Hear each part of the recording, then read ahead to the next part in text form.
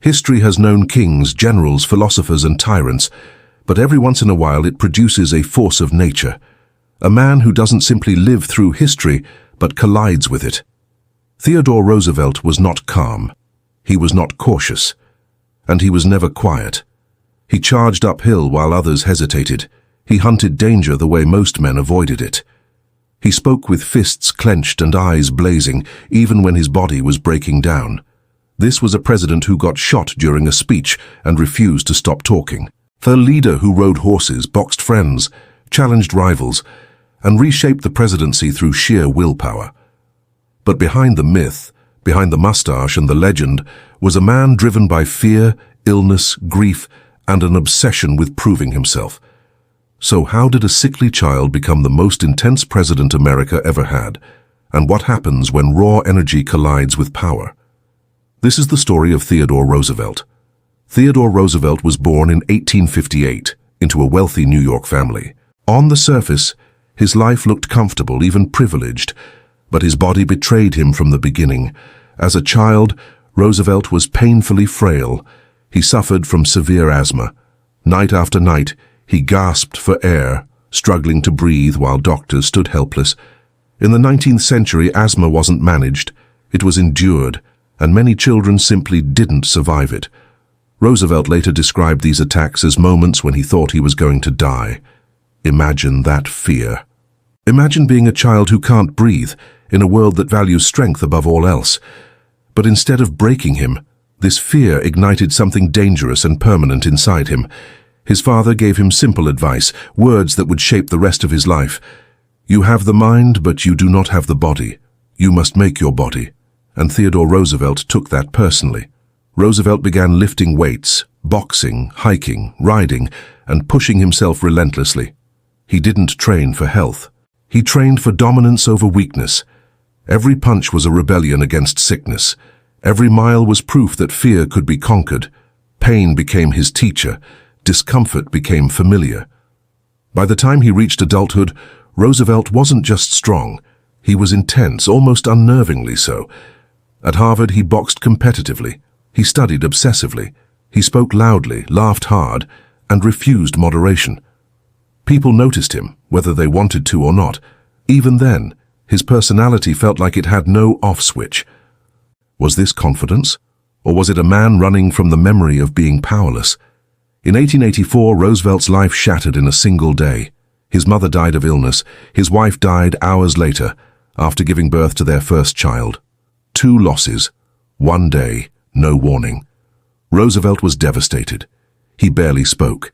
In his diary, he wrote a single sentence, "The light has gone out of my life." And instead of grieving publicly, he ran. He fled to the Badlands of North Dakota. There, he reinvented himself again. He became a rancher, a cowboy, a lawman. He slept under open skies, hunted criminals, survived blizzards, and embraced danger like a cure. This wasn't escapism. It was transformation through hardship. The West hardened him. It stripped away softness, and it gave him a mythic identity America would later fall in love with. The sickly boy was gone. In his place stood a man who welcomed chaos. Roosevelt entered politics like he entered everything else, aggressively. He served as a reformer, a police commissioner, and eventually Assistant Secretary of the Navy. He hated corruption, he hated inefficiency, and he hated cowardice. When the Spanish-American War broke out in 1898, Roosevelt didn't stay behind a desk. He resigned. He formed the Rough Riders, a volunteer cavalry unit made up of cowboys, Ivy League athletes, Native Americans, and outlaws. And he charged up San Juan Hill under enemy fire. That image alone made him a national hero. A politician who fought, a leader who bled. Leader. America was captivated. And Roosevelt understood something crucial. In a restless nation, intensity sells. In 1901, Roosevelt became vice president to William McKinley. Many in Washington saw this as a way to sideline him. He was too loud, too unpredictable, too dangerous. Then McKinley was assassinated. At just 42 years old, Theodore Roosevelt became the youngest president in American history. Suddenly, The man built for chaos held the most powerful office in the nation. And he wasted no time. Roosevelt didn't believe the presidency was ceremonial. He believed it was a weapon. He expanded executive power aggressively. He confronted monopolies and broke up massive corporations, railroads, oil giants, banking trusts. He believed unchecked wealth was just as dangerous as unchecked government. This shocked the elites. A wealthy man attacking wealth, a president taking sides with workers. He intervened in labor strikes. He regulated food and drugs. He protected land and wildlife on an unprecedented scale. National parks, forests, wildlife refuges, over 230 million acres preserved, all because Roosevelt believed the future mattered more than profits. But make no mistake, he was not gentle. Roosevelt believed deeply in American power. He expanded the Navy. He engineered the Panama Canal through force and manipulation. He famously said, "Speak softly and carry a big stick," and he meant it. His foreign policy was aggressive, strategic, and unapologetic. Critics called him imperialistic. Supporters called him decisive.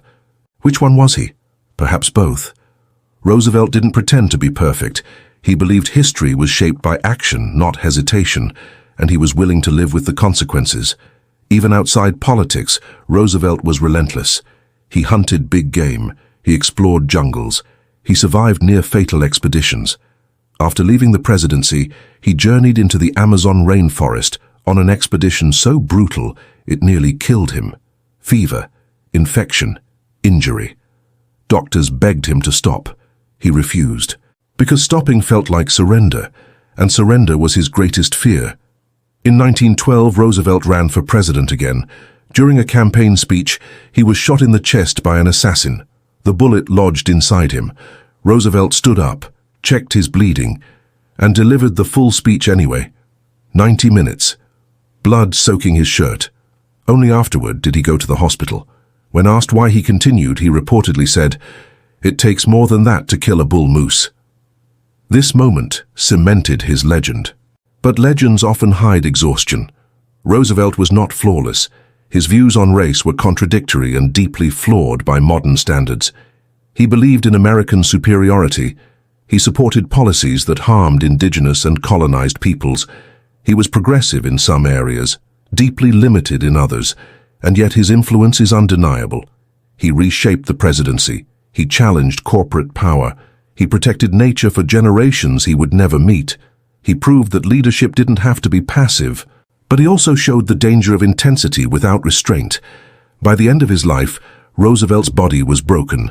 Illness, injury, exhaustion.